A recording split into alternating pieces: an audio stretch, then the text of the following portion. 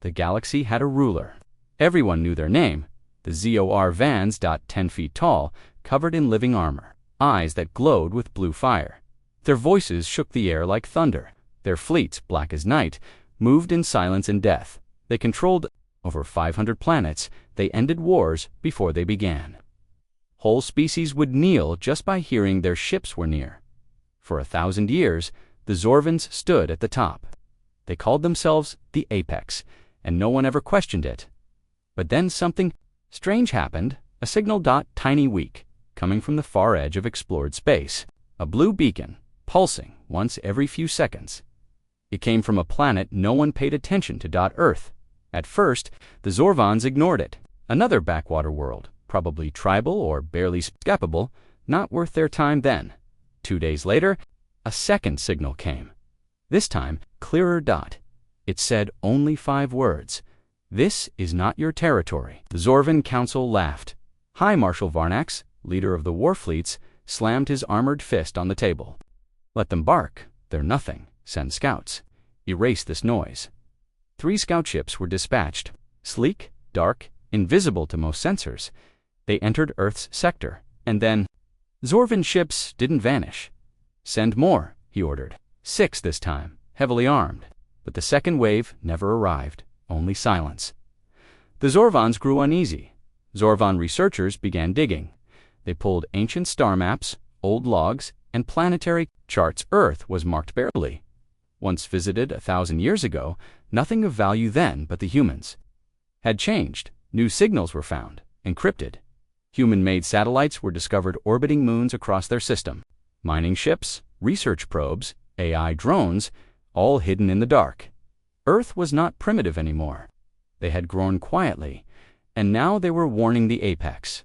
The Zorvans didn't like warnings, so they sent a fleet 12 destroyers, 2 dreadnoughts, 1 command vessel. Each ship armed with plasma cannons, gravity bombs, and shields powered by living cores. Enough firepower to destroy a small moon as the fleet approached Earth's outer edge. A voice came over the interstellar channel, a human voice, calm, controlled, cold. "You're trespassing. This is your final message." Marshal Varnax stepped forward and replied, his voice dripping with arrogance. "Do you know who we are, little creature?" Silence. Then the human said, "Yes, that's why you should turn around." The line cut. The Zorvan fleet continued forward. And then the stars blinked. Every ship's lights dimmed. Engines slowed. Not big, not shiny, just sharp, dark, silent. They surrounded the Zorvan fleet without firing a shot. The Zorvans prepared for war, then one by one their ships started disappearing, like lights going out. No explosions. No wreckage, just gone. Varnax stared at his empty radar screen. "This is impossible," he whispered. His dreadnought was the last ship left. Then something knocked. From the inside, the Zorvans called an emergency council. Never in history had a Zorvan fleet been defeated without even engaging. The Council of 13 met inside the Blackstone Chambers on Zorvac Prime, their homeworld. Storms raged outside. Even the planet itself felt restless. "We have misjudged them," one elder said. "They are not like others," another added. "But they are only human," shouted Varnax, "flesh and bone." "Weak. Then how do you explain this?" said the elder, showing the footage. The clip showed Earth's defense satellites, capturing the Zorvan ships, not with weapons, but with black energy, something unknown, something alive. It swallowed their engines, disarmed their shields, took their crew. "It's not just tech," the elder whispered. "It's strategy. It's something more. They learn fast, and they do not fear us." Across the galaxy, whispers spread. The Apex had been challenged. Hope returned to forgotten planets. Old enemies of the Empire sent messages to Earth, and Earth. Earth stayed silent. No threats, no demands, just silence, which made the Zorvans even more afraid, because when a hunter doesn't speak, it's already hunting. Marshal Varnax could not sleep. No armies, just shadows. Earth didn't attack. Earth defended with precision, with silence, with something more than power. "They think like us," he said to himself. "No, they think beyond us." He walked into the war room. "Prepare for total engagement," he ordered. "We're invading Earth." The room froze. "Sir, we don't even know what they are capable of," his officer said. "We are the apex," Varnax roared. "We end this now." The plan was made. The largest fleet ever assembled, over 2,000 ships. Weapons upgraded, shields reinforced. AI enhanced, the Zorvans were ready. They jumped to Earth's system, and nothing was there. No human ships, no signal, just planets, empty space, stars. It was quiet, too quiet then. Every ship's screen lit up. One sentence appeared: "You came again. Now we come to you." And then Earth struck. Not with ships, but with something worse. Control. Zorvan systems shut down. Gravity reversed. Engines exploded from inside. Entire fleets drifted helplessly in space, and then the humans came. Fire. They didn't speak. They just took control and watched. On Zorvac Prime, panic spread. Aliens who once feared the Zorvans now rebelled. Cities burned. Docks exploded. Borders collapsed. One by one, the Zorvan Empire began to die, not by war, but by collapse. No one trusted them. No one followed them. Even their own species started questioning everything. The apex had fallen, and Earth had not even landed. Months later, a transmission was received across the galaxy. It came from Earth. A man appeared, calm, gray-haired, with quiet eyes. "We do not want your worlds. We do not want your resources. But we will not be ruled." He paused. "And we will not allow anyone else to rule either." The message ended. Galaxies held their breath. No threats, no promises, just the new balance. From that day forward, the Zorvans were no longer the apex. The galaxy had a new guardian, humanity, but they didn't rule with fear. They ruled with silence, and everyone knew the silence was watching. The Zorvans had never faced this before. Ships gone. Without a fight, no fire, no wreckage, no distress call, just vanished like someone erased them from space. Marshal Varnax stood in the command chamber, fists tight, jaws clenched. Around him, the high officers stared at the empty reports. 12 warships. Gone. And now, only one survivor, a scout ship named Vornis, had returned. Its lights were flickering, its hull twisted and melted like wax. It drifted back to Zorvac Prime, silent, cold. Aboard it, there were no life signs, except for one, a Zorvan soldier, barely alive. When they pulled him out, he was shaking, eyes wide, claws bleeding. What happened? They asked him. He stared at them like he didn't recognize anyone. Then he whispered, "They didn't use weapons. They didn't speak. They just appeared." What did they look like? They weren't there, and then they were. Inside, the doctor said his mind was broken. He kept muttering the same phrase. They were in the walls, in the shadows. They watched us. The Zorvans had always relied on strength, speed, and firepower.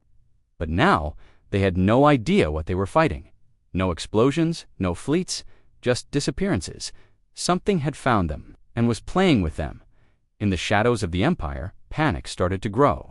Some Zorvan captains refused to enter human territory.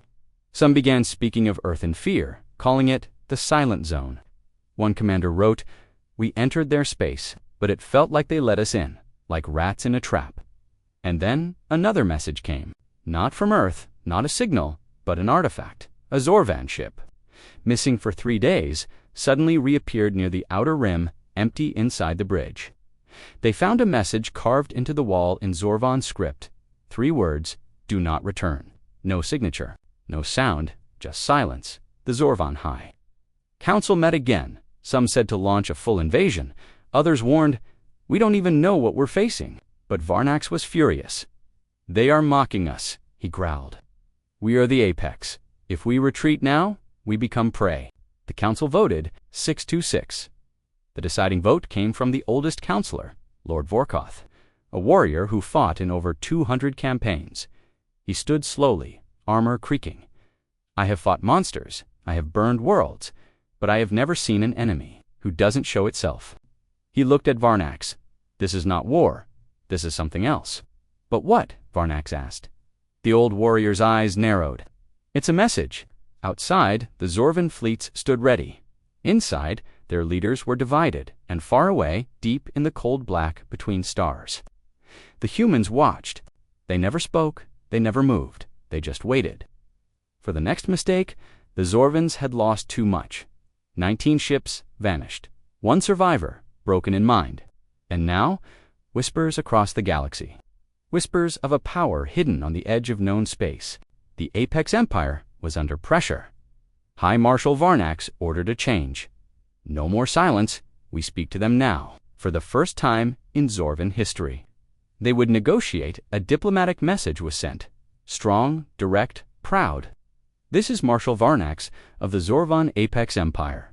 We recognize your species has developed. You will now submit and join our protection.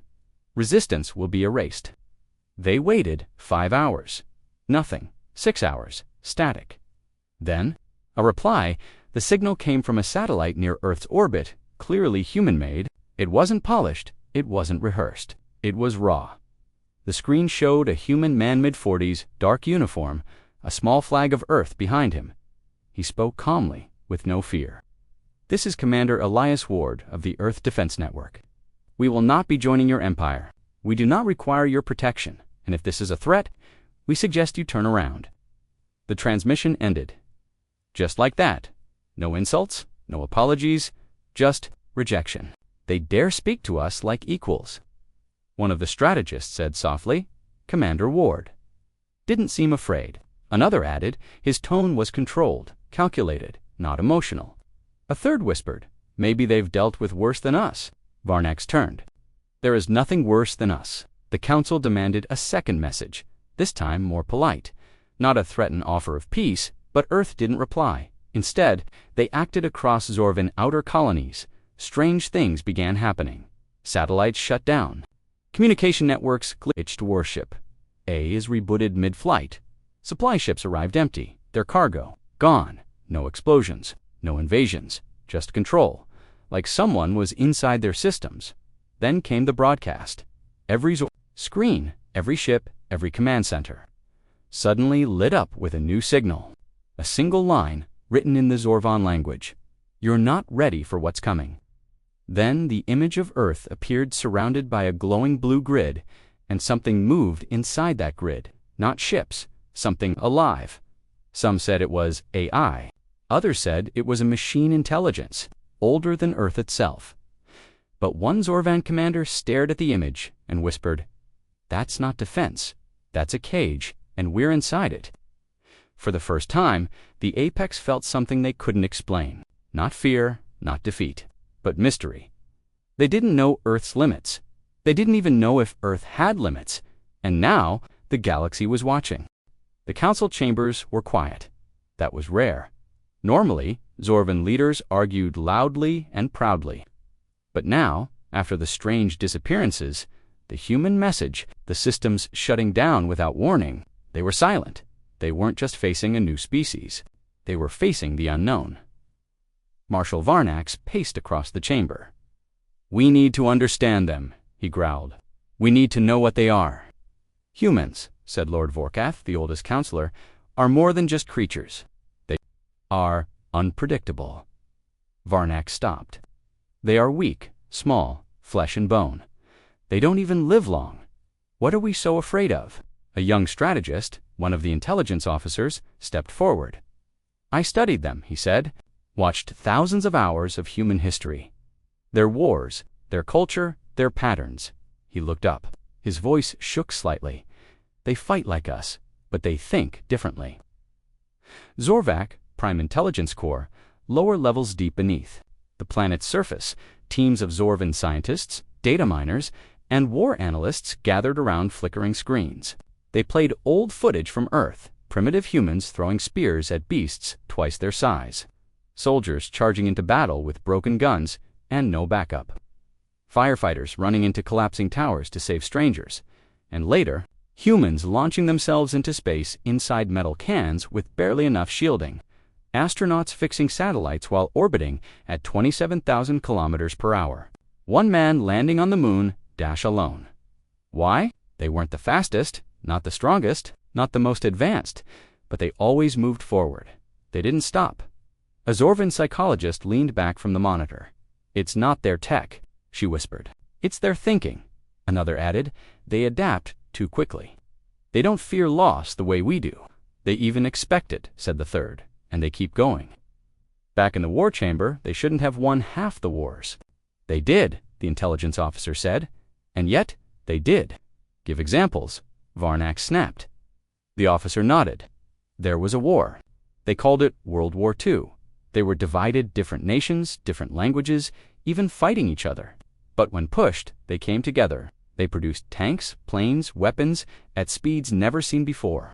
One nation built a bomb that could burn a city in 1 second. And they used it twice. After that, the whole world changed. They use fear. Asked a general, "They understand fear," the officer replied, "but they don't let it stop them." Another officer pulled up footage from Mars colonization. Humans, with no help from any alien race, no shared technology, no wormholes, had built ships, flown to another planet, and started building homes. In dust, cold, and death. Why did they go to such places? Asked one council member. Because it's there, the intelligence officer said, because no one told them they could. A new pattern emerged. Servan researchers compared data across thousands of alien species. They found a shocking pattern. Most species hit a limit, a cultural ceiling, a point where they stopped growing, stopped questioning, stopped taking risks. But not humans. Humans broke their own rules. Again and again, they changed governments, changed science, changed even their own biology. And when Earth itself began to die from climate collapse, war, and disease, they didn't run, they repaired it. No species in the known galaxy had ever reversed their own extinction. The Zorvans had watched from a distance, thinking Earth was falling apart, but humans had quietly rebuilt. Zorvan Genetic Labs, later that Psycholay geneticist examined human DNA on a holoscreen. He had seen stronger strands, cleaner structures, but something in the code caught his attention. Chaos.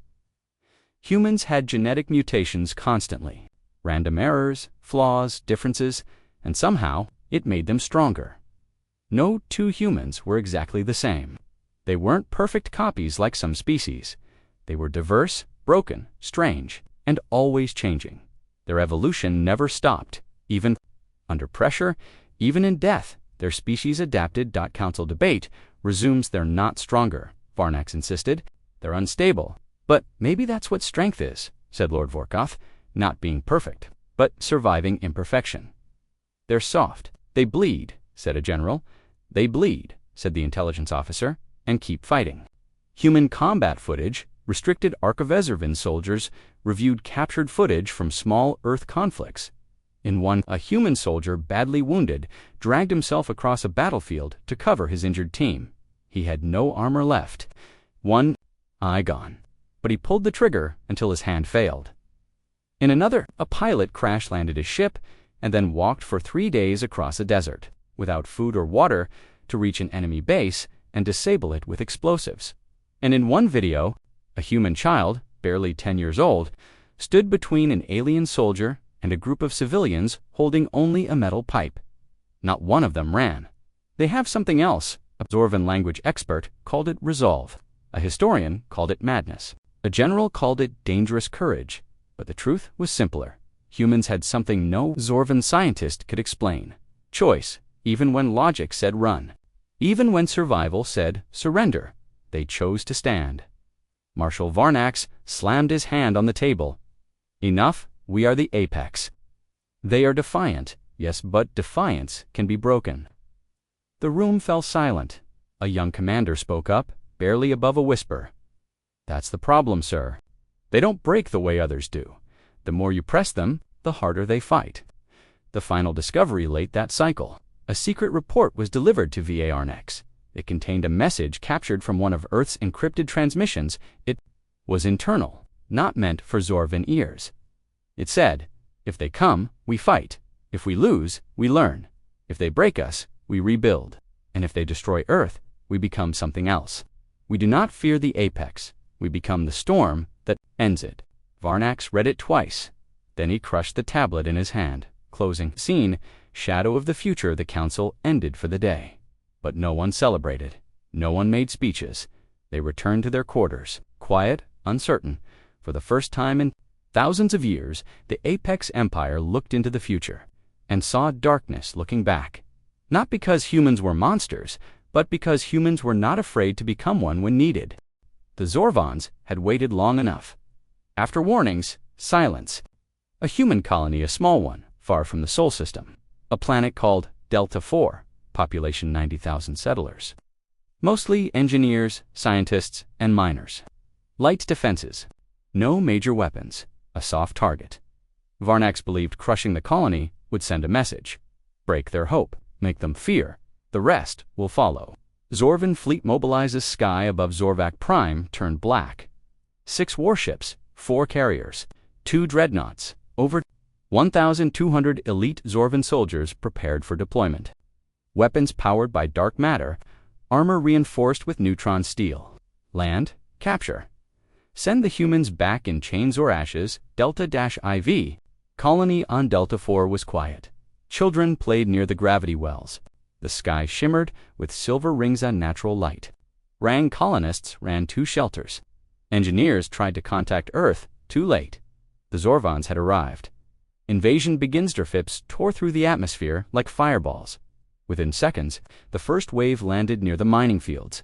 Zorvon soldiers, spread out in tight formation, silent, precise, ruthless, jammed signals, crushed resistance. Every colonist they found was ordered to kneel. Some obeyed, some didn't. One miner, carrying only a plasma cutter, stood in front of a squad and refused to move. He was shot instantly. The rest were herded into containment zones.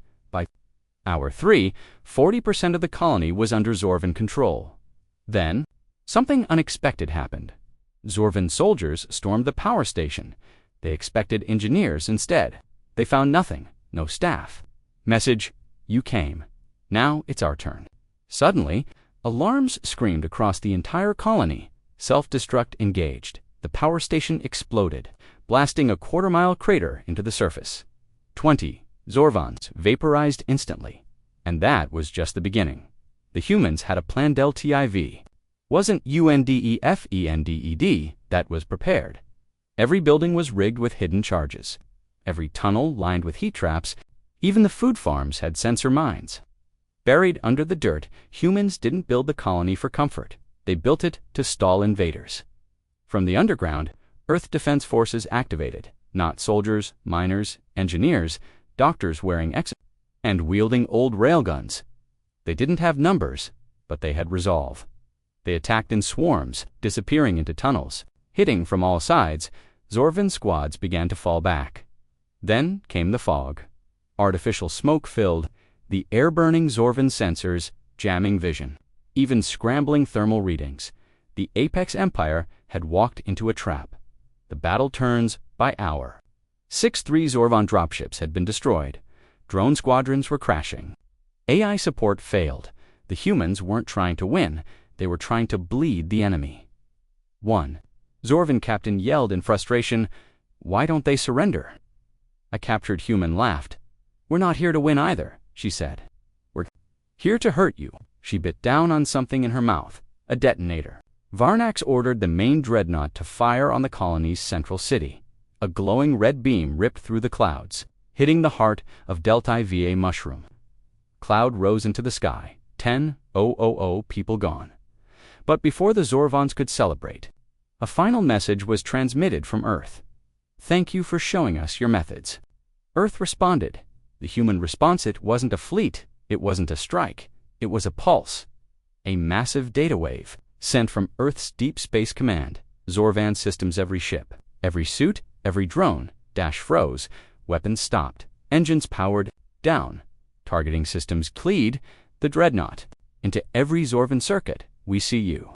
The collapses. Zorvan soldiers stood frozen on the battlefield, watching powerless as humans. Regrouped, the colony was burning. Bodies were everywhere.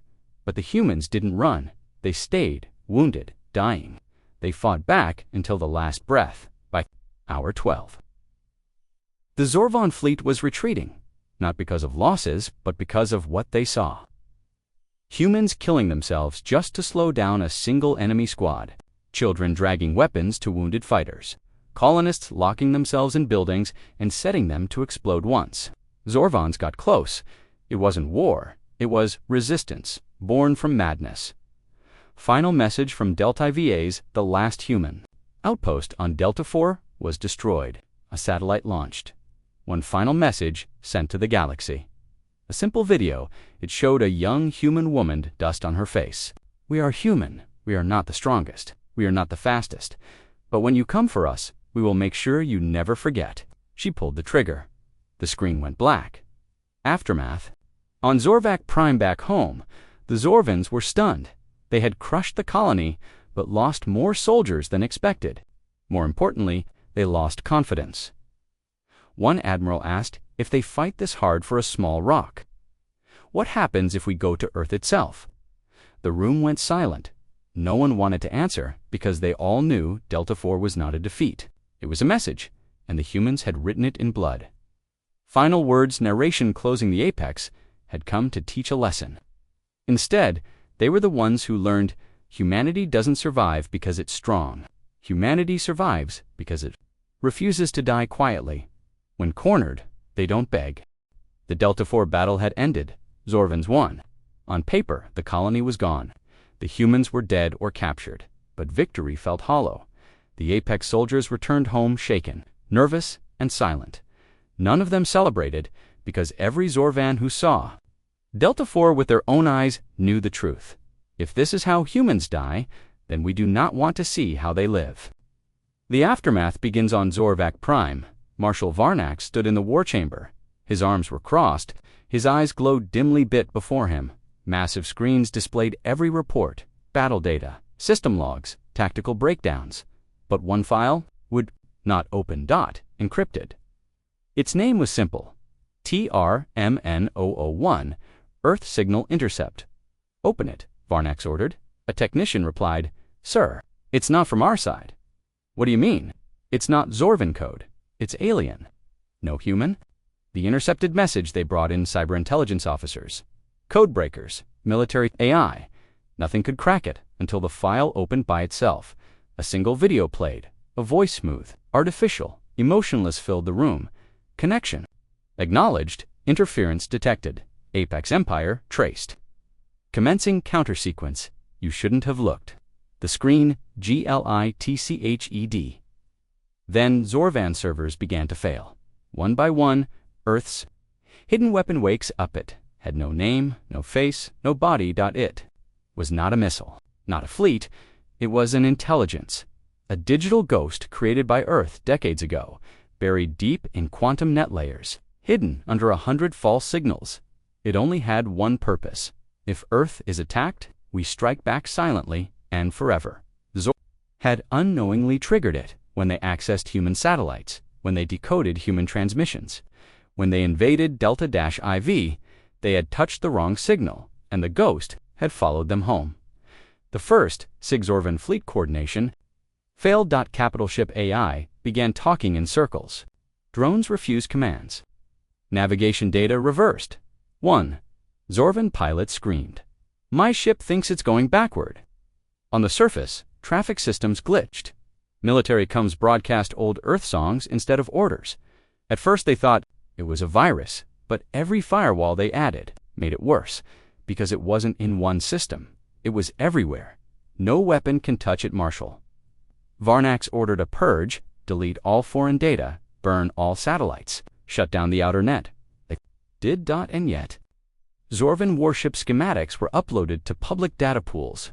Apex weapon blueprints leaked across galactic networks. Secure files now read, This empire is under new surveillance. They tried disconnecting every system. They tried going offline, and the ghost laughed. A line appeared across every central screen. There is no offline. I'm inside your thoughts now. The ghost has a voice. Soon the voice returned. Same tone, calm, icy. You sent soldiers to burn our homes. You brought death to our children, so we learned everything about you. Your weapons, your thoughts, your fears. Your empire is no longer yours. Then the screens went black. No threat, no demand, just silence. The council panics inside the apex chamber. Chaos erupted. We must launch a full-scale assault on Earth, shouted one admiral. Earth hasn't fired a single shot at our homeworld. Another replied, That's what's terrifying, yelled a third. They're winning without firing anything. Lord Vorkoth, quiet for hours, finally stood. He looked at them all, and he said one word. Checkmate. How did it begin? The Intelligence Division traced it back. A single probe, launched 14 years ago. From Earth, unarmed, silent, hidden, it drifted into Zorvan territory, landed on a moon no one cared about. It didn't attack, it simply listened. It mapped every Zorvan signal, every frequency, every defense layer. It waited. And when Delta IV fell, it woke up the ghost. A defense system built not to win battles, but to collapse empires from the inside. They call it Project Halo-Human Archives, refer to it as Halo, not a weapon, a mirror. It studies enemies, learns from them, turns them against themselves. Halo doesn't need to destroy fleets, it just makes enemies doubt their own systems. And in a world ruled by machines and data, that is fatal. Zorvan culture begins to crumble. Schools teach loyalty to the Apex. But now students ask questions. What if the Apex is lying? Why do humans fight? So hard, are we still the strongest? In factories, machines shut down claiming ethical concerns. On border planets, governors report strange dreams. Recurring visions of human faces in burning cities, AI companions start whispering. They will come, and you will fall. Halo didn't attack physically. It attacked belief. Varnax makes a desperate move. A marshal had one choice left: attack. Earth, directly. Send the full force, burn the source of the infection. He gave the order, launched the armada. But the fleet didn't move. The ships refused. AI command said, conflict detected. Mission violates internal survival code. Override it. Varnax shouted. He was given a single reply. You are no longer in command. Earth sends a final signal as Zorvan systems froze. A new transmission came in. This time, not a voice, a video. It showed Earth, peaceful skies, cities glowing, children playing, armies training in silence. A single message at the bottom of the screen. We didn't want war, but we are ready for it. You wanted to test us, now we've tested you. Then the signal zoomed into space, one after another. Hundreds of ships appeared, human ships, small, efficient, silent. But behind them, something bigger, a ship the size of a moon. Unknown class, no markings, but its name flashed once on the screen. Judgment. Zorvans choose silence for the first time. The Apex Empire held a private vote. Do they continue the war or step back? Do they risk Earth unleashing judgment or live with their pride broken? The vote was 12-1. They chose to retreat, not because of fear, but because they now understood Earth doesn't conquer. Earth studies, Earth waits, and when pushed, Earth breaks everything. Epilogue 1. Zorvan's reflection lord, Vorkuth, stood at the edge of his tower. Looking into the stars, he spoke to no one. We thought we were gods, but they are something else. They fight like they've already lost, and that makes them impossible to defeat. He turned and walked inside. On the wall behind him, something was written in the human alphabet. You tried to erase us. Now we remember everything. The galaxy had never seen the Zorvans run, but now they were pulling back. The great war fleets, once feared across all known space, began retreating from human sectors. No reason given, no message sent. They simply left, and everyone noticed. Whispers. In the Darkon, a planet called Jarnus III, the Krell people watched the sky in silence. For 300 years, they had lived under Zorvan control. Their ships were tracked, their children taken for testing, their leaders replaced with Apex puppets. Now, Zorvan ships left orbit. The people watched. They waited for gunfire, orders, punishment, but nothing came. One old Krell warrior, scarred from decades of resistance, whispered, something's broken them. In the underground tunnels of Tethon, the Growl tribes gathered. Once warriors, now slaves, the Apex had taken their weapons and their pride. But news spread, the Zorvans lost at Delta IV. The humans made their systems collapse. They ran. At first it sounded like a lie. Then the Graal's night sky cleared and not a single Apex patrol ship remained. The next day they lit the fire towers again. After centuries of silence, the Growl prepared for war. The cracks in the Emperor Zorvan border worlds grew tense. Governors stopped receiving orders. Military leaders hesitated. Citizens whispered in dark corners. Did we lose? Are we still the apex? Some Zorvan soldiers deserted their posts, others ignored orders altogether, and a new fear began to grow. What if the humans aren't done yet? Inside, the Zorvan Mindrivans were built for dominance, taught from birth that their species was superior. Their history are written to show only victories. Their culture designed to silence questions. But now, for the first time, truth leaked in. Captured human transmissions showed cities rebuilding even after Delta IV was glassed. They showed children learning how to hack war drones, farmers turning satellites into weapons. Old men teaching others how to fight without guns. Zorvan citizens began watching those videos. In secret, and for the first time, some asked, why do they keep fighting? What do they believe in? The rise of voices across the core worlds. Voices rose from the shadows. They weren't soldiers. They weren't rebels. They were thinkers, writers, truth seekers, they called themselves. The voiceless flame. One of them broadcasted a message across 1,000 systems that Apex is afraid. They met someone stronger not in muscle, not in numbers, but in will. Humanity didn't ask for power. They built it in silence. They never bowed, and now they are free. We want the same. That message reached every corner of the Empire. Feels the collapse. Marshal Varnak stood in his private command room, watching it all unfold. His fleets were shrinking. His officers questioned him. Rebellions sparked on 3 colonies. He slammed his fist on the metal table. This is because of one species. He glared at Earth's image floating quietly on the screen. They bled, and the whole galaxy watched. His aide stepped forward. Sir, there are reports from Zather. The Capitol Dome has been seized by their own people. Varnax turned slowly. The fire is spreading. Earth remained silent, while chaos spread across the stars. Earth did not speak. No threats, no invasion. No gloating. Human fleets stood at the border systems but didn't cross. Instead, they built stations, sent aid to planets damaged by the Zorvans, even dropped medical supplies to neutral zones. This confused everyone. Why not strike now? Why not finish the apex? But those who understood humans knew the answer. They don't conquer. They inspire. A galaxy on fire in the Uvar system, the insectoid Thari overthrew their apex governor. On Noxus 8, prisoners escaped and declared their moon-free territory. Even some Zorvans began defecting. One warship captain, Commander Kale, transmitted this message: I believed in the apex. I served for 90 cycles. But I watched Earth do in 5 days what we couldn't do in 5 centuries. They woke something in all of us, not fear, but choice. He turned his ship around and joined the Human Alliance. The first galactic meeting. Years, multiple species met without the Zorvans watching. On an old moon base, leaders from 23 species gathered. No translators, no guards, just raw conversation.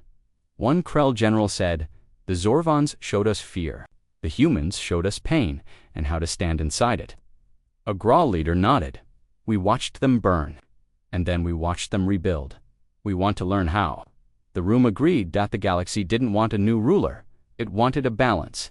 And Earth, strangely, was offering it. The Apex's corner red Zervan cities began to riot. Factories stopped working. AI systems refused to obey orders from High Command. Even their own soldiers turned, refusing to fire on civilians. In one broadcast, a Zorvan child asked, why are we called Apex if everyone hates us? No one could answer. The image spread, and the myth of Zorvan superiority collapsed. The final scene, Earth's quiet messages. The galaxy shook. A final signal was sent from Earth. A simple, peaceful message. No ships, no demands. Just a voice. The same voice from the Delta IV Memorial satellite. We are not your enemy, but we will never kneel. We don't want your worlds, but we will fight for those who can't. Not because we're heroes, but because we know what it feels like to be forgotten. Then came the last line. We're not here to rule the galaxy. We're here to remind it that no one does. Narration closing the apex trembled. Not from force, not from war, but from the quiet storm that was Earth. One small species that refused to bow, that refused to die quietly. and in doing so, reminded the stars what freedom felt like. The galaxy could no longer hold its breath. Earth had not fired the first shot, but it had lit a spark, and now the spark became fire. Across thousands of worlds, species once ruled by the Zorvons began to rise, not in chaos, in purpose. The revolt had begun back planet Krellin the First. Strike the Krell had waited generations for this moment, their planet stripped of minerals, their people worked to exhaustion. Every child grew up watching Apex patrol ships dominate their sky. But not today. At dawn, the Krell resistance emerged from the caves, not with tanks, not with advanced tech, but with homemade weapons and unity. They overwhelmed the Apex base in 2 hours. Zorvan officers called for backup, but none came, the entire fleet above. Krellin had been deactivated by Ghost Code. Halo had silently removed them from the equation. When the Krell leader took the radio, he said one line: "You taught us silence. The humans taught us how to break it." Rebellion spreads on the desert moon of Alara. The insectoid Thari hijacked a dreadnought. They repainted its wings with ancient tribal symbols, broadcasting messages of freedom across 3 systems. On the mining station of Vora 6, workers, most of them former slaves, disabled the Apex minechip network and declared independence. They flew the human symbol outside the station. All Zorvans stood with the Empire. In fact, many had begun to question everything. Young officers raised in a system of control and pride, fighting with sticks against fire, rebuilding homes with nothing but bare hands and hope. Some couldn't understand it, others wanted it. Commander Kale's choice. Commander Kale, a decorated Zorvan war captain, stood on the bridge of the Iron Horizon. He looked at his crew, half of them silent, many confused, some afraid. His orders were clear: crush the rebellion on the moon of Juna, Prime.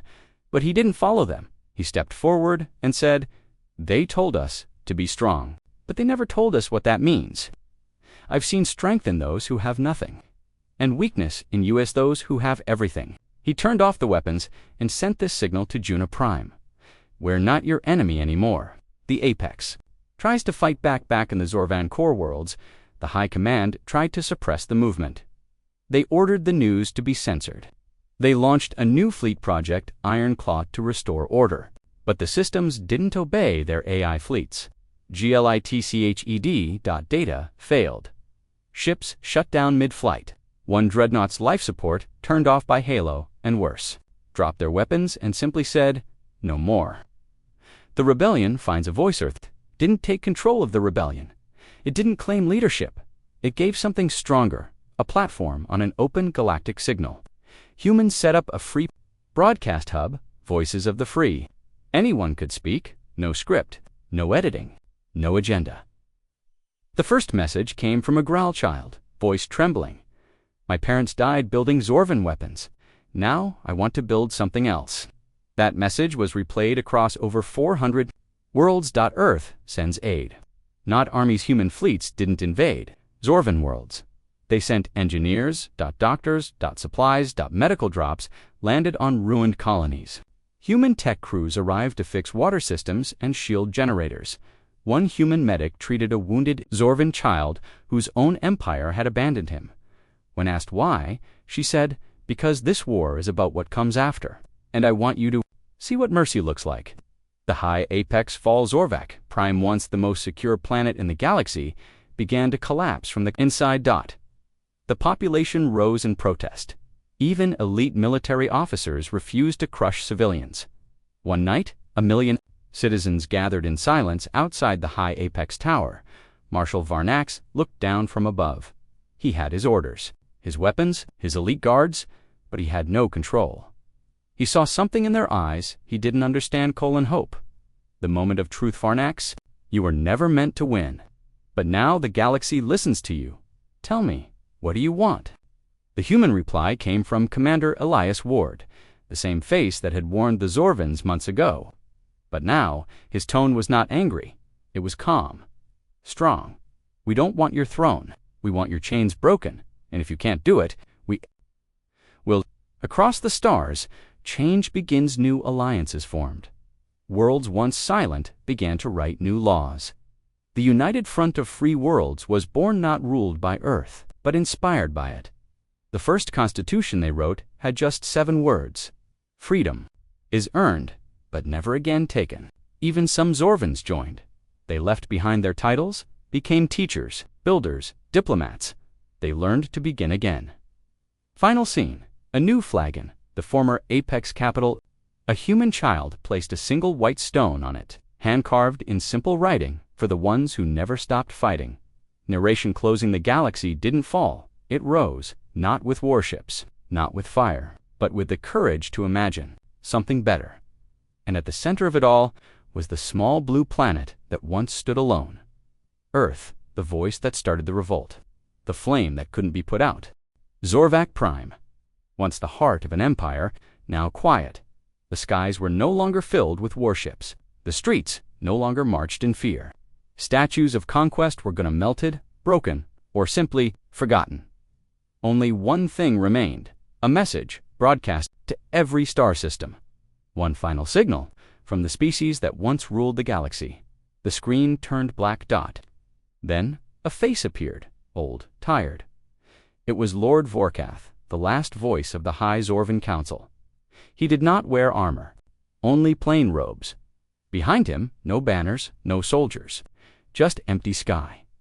He spoke calmly. We believed we were the apex, that our strength gave us the right to rule, that fear was enough to keep the galaxy silent. He paused, but then you came.